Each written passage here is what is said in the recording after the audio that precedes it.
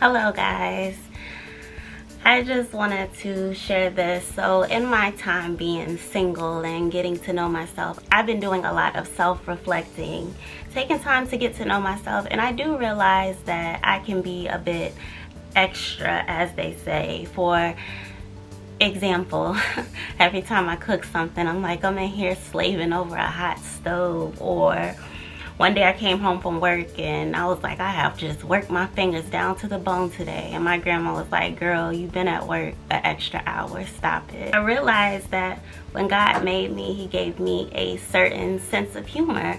I am a jokester, and a lot of times in the past, I feel like people have made me feel bad for this trait of mine. I literally had one of my ex call me corny, so like that hurt, somebody calling you corny. But I realized that I am this way for a reason, and it's wonderful to get to a place where you can just stay true to yourself. If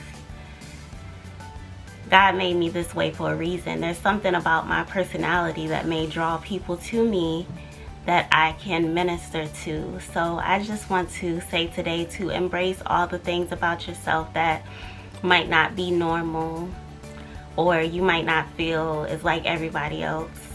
I know that, you know, the Bible says a peculiar people, but a lot of times I had a hard time fitting in. I just wasn't, I don't know, I guess I'll say cool enough. Like, yeah, I just always felt like there was something odd about me. But now that I'm older, I'm embracing that and just realize that God has made you perfect.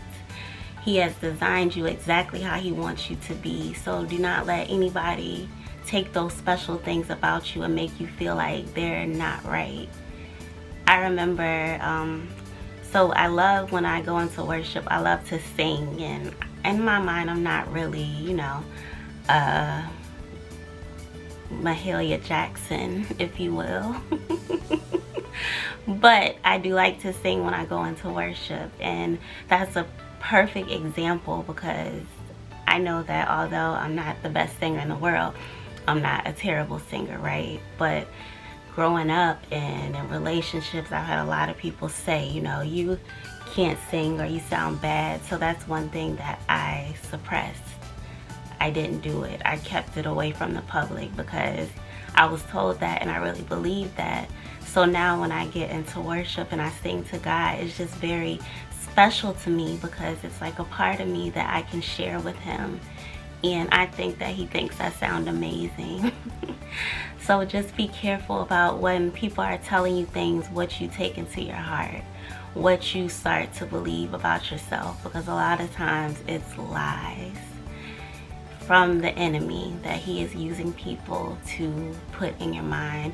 And sometimes those lies will stop you from doing things that you know that you can do because somebody told you that you are bad at it, which might not necessarily be the truth. Everybody has an opinion.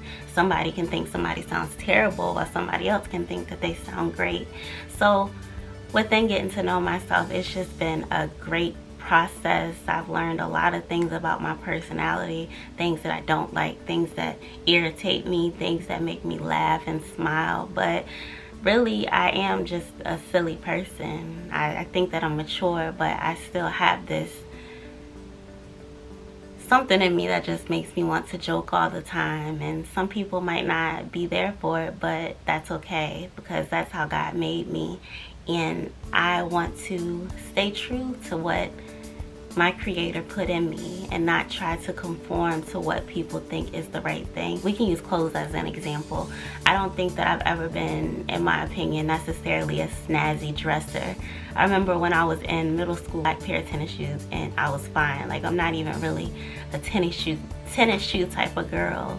So I just always been kind of plain when it came to the dressing because I just felt like I didn't need a lot of high price items to determine my worth. I felt like if you look nice or pretty, you can look pretty in a Walmart shirt or you can look pretty in a $5,000 shirt. That's your choice. But I just never have really been a materialistic type of person.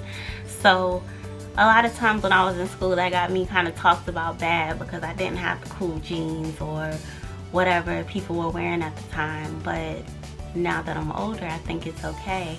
I think that when God sends me my husband, he'll be grateful that I don't need to take his credit card and get mad at him and go spend $50,000 because I'm upset because I'm not materialistic, right? I'm not saying anything's wrong with that, but that's just not the way I am.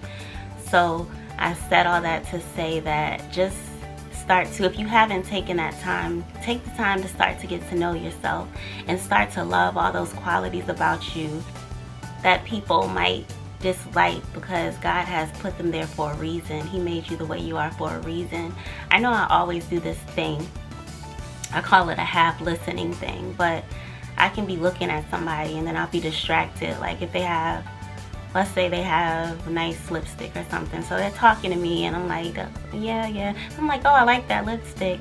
So I do this thing and then I have to go back and ask them what they were talking to me about.